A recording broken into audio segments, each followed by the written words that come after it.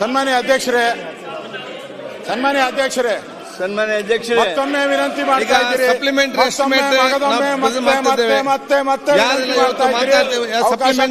Estimate ಮಾತಾಡಬೇಕಂತ ನಾನು ಕೇಳಿಕೊಳ್ತಿದ್ದೇನೆ. ಮತ್ತೆ ವಿನಂತಿ ಮಾಡ್ತಾ ಇದ್ದೀರಿ. ಮತ್ತೊಮ್ಮೆ ವಿನಂತಿ ಮಾಡ್ತಾ ಇದ್ದೀರಿ. ಅವಕಾಶ ಕೊಡಿ, ಚರ್ಚೆ ಆಗ್ಲಿ. ತರಾತುರಿಯಲ್ಲಿ ಮಾಡಿ ಯಾಕೆ ಹೋಗ್ತೀರಾ? ನೋಡಿ, ಯಾರಿಗೂ ಕೂಡ ಚರ್ಚೆ ಮಾಡಬಾರ್ದಂತಿಲ್ಲ. ಆದ್ರೆ ಭವಿಷ್ಯದ ಆಲೋಚನೆ ಮಾಡಿ ಕೆಟ್ಟ ಸಂಪ್ರದಾಯವನ್ನು ಈ ಸದನ ನಮಗೆ ತರಲಿಕ್ಕೆ ಆಗುದಿಲ್ಲ. ನೀವು 1 ವರ್ಷ 2 ವರ್ಷ ಹಿಂದಿನ ವಿಚಾರಗಳು, ನೀವೇ ಅಧಿಕಾರದಿದ್ದಾಗ ಸೈಟ್ ಕೊಡುದು, ಪ್ರತಿಪಕ್ಷ ಬಂದಾಗ ನೀವೇ ಅದಕ್ಕೆ ಪ್ರತಿಭಟನೆ ಮಾಡುದು. ಅದಕ್ಕಾಗಿ ಸರ್ಕಾರ ಜುಡಿಷಿಯಲ್ ಎನ್ಕ್ವೈರಿ ಮಾಡಿದೆ. ನೀವು ಬಹುಶಃ ಪ್ರಾರಂಭವಾಗಿ 10 ದಿವಸ ತನಕ ನೀವು ಯಾವುದೇ ಇದರ ಬಗ್ಗೆ ಮಾತೇ ಎತ್ತಲಿಲ್ಲ. ಇಲ್ಲಿ 4-5 ಬಿಲ್ಲುಗಳು ಚರ್ಚೆಗೆ ಪಾಸ್ ಆಗಬೇಕಾಗಿ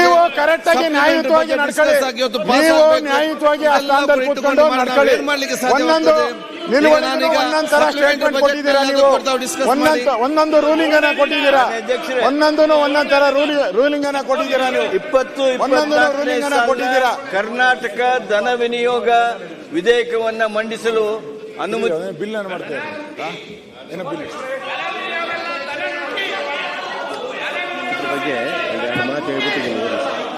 ಮಾನ್ಯ ಅಧ್ಯಕ್ಷರೇ,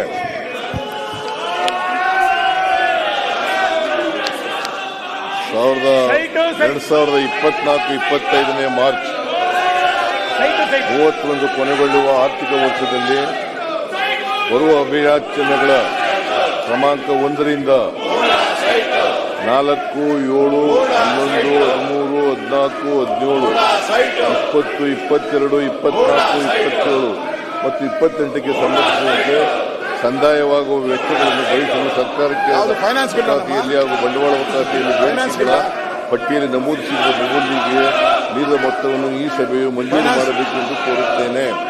ಮಾನ್ಯ ಅಧ್ಯಕ್ಷರೇ, ಪೂರಕ ಅಂದಾಜುಗಳನ್ನು ಮಂಡಿಸ್ತಾ ಇದ್ದೀವಿ. ಮೊದಲನೇ ಕಂತು ಇದು. ಮೊದಲನೇ ಕಂತಿನಲ್ಲಿ ಸನ್ಮಾನ್ಯ ಅಧ್ಯಕ್ಷರೇ, 24-25 ಇಸ್ವಿನಲ್ಲಿ ನೀವು ನಡೆಸ್ಕೊಂಡು ಹೋದ್ರೆ ಈ ಸದನದ ಮುಂದೆ ಏನ್ ಬೆಲೆ ಬರುತ್ತೆ? 8,573 ಮಾತಾಡಬಹುದಾಯ್ತು. 72 ಲಕ್ಷ ಮಾತಾಡಕ್ಕೆ ಅವಕಾಶ ಒದಗಿಸಲಾಗಿದೆ.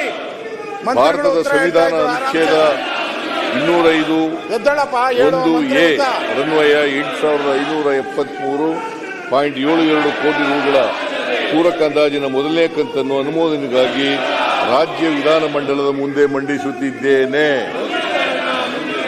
24-25 ಸಾಲಿನ ಆಯವ್ಯಯದಲ್ಲಿ ಒಟ್ಟು ಅಭಿಯಾಚನೆ ಮಾಡಿದ ಮೊತ್ತವು 3,79,883 ಕೋಟಿ ರೂಪಾಯಿಗಳಾಗಿದ್ದು, ಪೂರಕ ಅಂದಾಜಿನ ಮೊದಲನೇ ಕಂತಿನಲ್ಲಿ ಒಟ್ಟು 8,573.72 ಕೋಟಿ ರೂಗಳ ಅನುದಾನವನ್ನು ಒದಗಿಸಲಾಗಿರುತ್ತದೆ. ಇದು ಒಟ್ಟು ಅಭಿಯಾಚನೆಯ ಮೊತ್ತದ ಶೇಕಡಾ 2.2ರಷ್ಟಿದೆ. ಇದರಲ್ಲಿ 7,865.41 ಕೋಟಿ ರೂಪಾಯಿಗಳು ರಾಜಸ್ವ ವೆಚ್ಚವಾಗಿದ್ದು, 708.31 ಕೋಟಿ ರೂಪಾಯಿಗಳ ಬಂಡವಾಳ ವೆಚ್ಚವಾಗಿರುತ್ತದೆ. ಈ ಹೆಚ್ಚುವರಿ ವೆಚ್ಚದಲ್ಲಿ 3,526.71 ಕೋಟಿ ರೂಪಾಯಿಗಳನ್ನು ಕೇಂದ್ರ ಸರ್ಕಾರದ ಸ್ವೀಕೃತಿಗಳಿಂದ ಮತ್ತು 3,704 ಕೋಟಿ ರೂಪಾಯಿಗಳನ್ನು ರಿಸರ್ವ್ ಫಂಡ್ನಿಂದ ಭರಿಸಲಾಗುವುದರಿಂದ ಇವುಗಳ ಹೊರಹೋಗುವ ಮೊತ್ತವು 1,342.79 ಕೋಟಿ ರೂಪಾಯಿಗಳು. ಈ ನಿವ್ವಳ ಮೊತ್ತವನ್ನು ರಾಜ್ಯದ ರಾಜಸ್ವ ಸ್ವೀಕೃತಿಗಳಿಂದ ಹಾಗೂ ಅಗತ್ಯವಿದ್ದಲ್ಲಿ ವೆಚ್ಚದ ಮರು ಆದ್ಯತೆ ವೆಚ್ಚದಲ್ಲಿನ ಸಂಭಾವನೀಯ ಉಳಿತಾಯದ ಮೂಲಕ ಭರಿಸಲಾಗುತ್ತದೆ. ಪೂರಕ ಅಂದಾಜುಗಳ ಮೊದಲನೇ ಕಂತಿನಲ್ಲಿ ಈ ಕೆಳಕಂಡ ಪ್ರಮುಖ ಯೋಜನೆಗಳಿಗೆ ಅನುದಾನ ಒದಗಿಸಲಾಗುತ್ತದೆ. ಕೇಂದ್ರದಿಂದ 3,454.22 ಕೋಟಿ ರೂಪಾಯಿ ಬಂದಿರುತ್ತದೆ. ಗ್ರಾಮೀಣ ರಸ್ತೆಗಳಿಗೆ 450 ಕೋಟಿ, ಕರ್ನಾಟಕ ರಾಜ್ಯ ರಸ್ತೆ ಸುರಕ್ಷಣಾ ನಿಧಿಯಿಂದ ಅನುದಾನ 250 ಆ ಸ್ಥಾನಕ್ಕೆ ಕೋಟಿ, correct ಆಗಿ ಹೋಗಿ ಕೆಲಸ ನ್ಯಾಷನಲ್ ಮಾಡ್ತಾ ಓಷನ್ ಇದ್ದೀರಿ. ಬ್ಯಾಂಕ್ ಇಂದ ಪಡೆದ ಸಾಲದಲ್ಲಿ ಈ 200 ಸ್ಥಾನದಲ್ಲಿ ಕೋಟಿ ಕೂತ್ಕೊಂಡು ನಿರ್ವಹಿಸಲಾದ ಕಾಮಗಾರಿಗಳು, ನಿಮ್ಮ ಜಿಲ್ಲಾ ಮತ್ತು ಸತ್ರ ನ್ಯಾಯಾಲಯಗಳು ಇವರಿಗೆ 161.07 ಕೋಟಿ, CMAY ಯೋಜನೆಯಡಿ ಅನುಷ್ಠಾನಗೊಳ್ಳುತ್ತಿರುವ ಮನೆಗಳಿಗೆ ರಾಜ್ಯದ ಒತ್ತಿಗೆ ಪಾಲು 100 ಕೋಟಿ ರೂಪಾಯಿ, ರಾಜ್ಯದಲ್ಲಿನ ವಿವಿಧ ಮಠಗಳು ಹಾಗೂ ದೇವಾಲಯಗಳಿಗೆ ಮುಖ್ಯಮಂತ್ರಿಗಳ ವಿಶೇಷ ಅನುದಾನ 85 ಕೋಟಿ, ಪ್ರಧಾನಮಂತ್ರಿ ಆಯುಷ್ಮಾನ್ ಭಾರತ ಆರೋಗ್ಯ ಮೂಲ 71.38 ಕೋಟಿ, ಸೌಕರ್ಯ ಅಭಿಯಾನ ಕೇಂದ್ರ ಮತ್ತು ರಾಜ್ಯದ ಪಾಲು 63.63 ಪ್ಲಸ್ 7.75 71 ಕೋಟಿ 38 ಲಕ್ಷ, ವಿವಿಧ ಸಮುದಾಯಗಳ ಅಭಿವೃದ್ಧಿಗೆ 70 ಕೋಟಿ, ಅಸಾಂಸ್ಥಿಕ ಸೇವೆಗಳು 56.7 ಮತ್ತು ಅಲ್ಪಸಂಖ್ಯಾತರ ಅಭಿವೃದ್ಧಿ ಬಗ್ಗೆ ವಿವಿಧ ಯೋಜನೆಗಳನ್ನು ಅನುಷ್ಠಾನಗೊಳಿಸಲು 52.05 ಕೋಟಿ, ರಾಷ್ಟ್ರೀಯ ಉಚ್ಚತರ ಶಿಕ್ಷಣ ಅಭಿಯಾನ ರಾಜ್ಯದ ಪಾಲಿನ ಅನುದಾನ 36.45, ಹುಬ್ಬಳ್ಳಿ ಧಾರವಾಡ ಸ್ಮಾರ್ಟ್ ಸಿಟಿ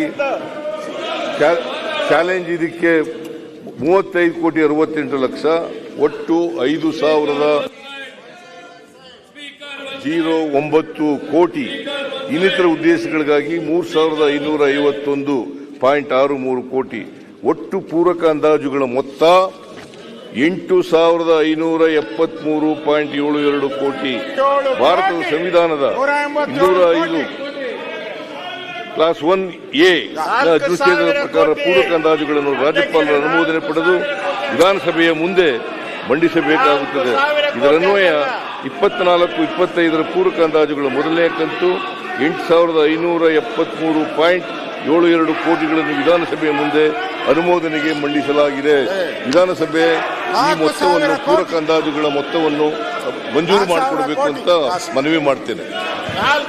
2024-25ನೇ ಸಾಲಿನ ಪೂರಕ ಅಂದಾಜುಗಳ ಮೊದಲನೇ ಕಂತಿನ ಬೇಡಿಕೆಗಳ ಪ್ರಸ್ತಾವನೆಯನ್ನು ಸಭೆ ಮತಕ್ಕೆ ಹಾಕುತ್ತೇನೆ.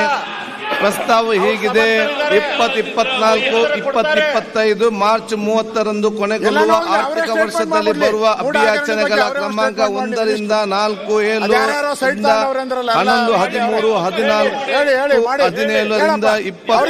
22ರಿಂದ 24, 27 ಮತ್ತು ಹೆಚ್ಚಿನ ವಿಡಿಯೋಗಳಿಗೆ ಪ್ರತಿಧ್ವನಿ ಯೂಟ್ಯೂಬ್ ಚಾನೆಲ್ ಸಬ್ಸ್ಕ್ರೈಬ್ ಮಾಡಿ, ಬೆಲ್ ಐಕಾನ್ ಕ್ಲಿಕ್ ಮಾಡಿ.